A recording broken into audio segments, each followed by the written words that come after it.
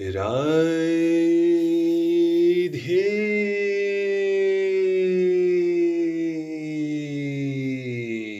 राधे।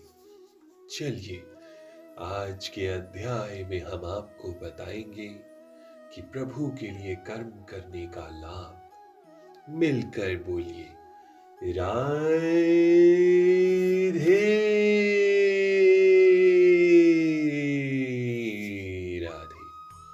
यदि तुम भक्ति योग के विधि विधानों का भी अभ्यास नहीं कर सकते, तो मेरे लिए कर्म करने का प्रयत्न करो, क्योंकि मेरे लिए कर्म करने से तुम पूर्ण अवस्था को प्राप्त होगे। यदि कोई गुरु के निर्देशानुसार भक्ति योग के विधि विधानों का अभ्यास नहीं भी कर पाता, तो भी परमेश्वर के लिए कर्म करके उसे पूर्ण अवस्था प्रदान कराई जा सकती है।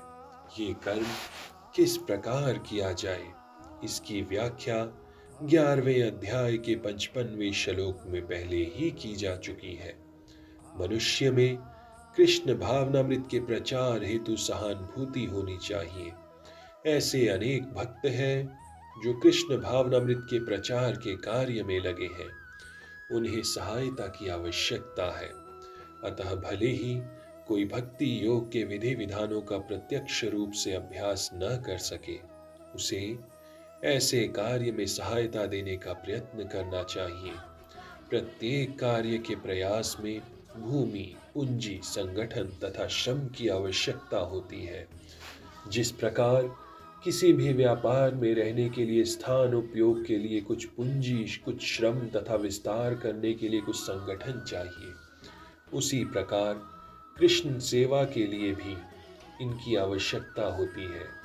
अंतर केवल इतना ही होता है कि भौतिकतावाद में मनुष्य इंद्रिय तृप्ति के लिए सारा कार्य करता है, लेकिन यही कार्य कृष्ण की तुष्टि के लिए किया जा सकता है।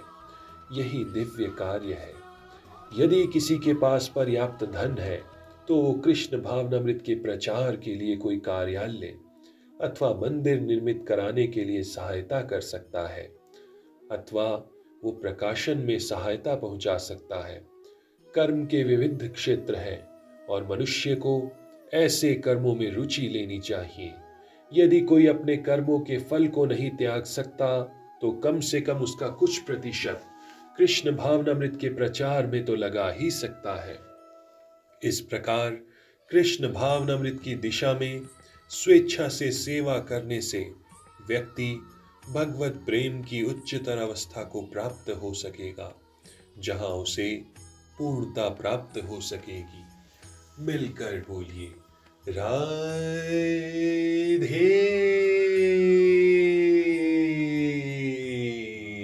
राधे। हरे कृष्ण हरे कृष्ण, कृष्ण कृष्ण हरे हरे, हरे राम राम राम हरे हरे। ओम कृष्णाय वासुदेवाय हरे परमात्मने प्रणतः क्लेशनाशाय गोविंदाय नमो नमः। ओम नमो भगवते वासुदेवाय। हरि शरणम हरि शरणम हरि शरणम।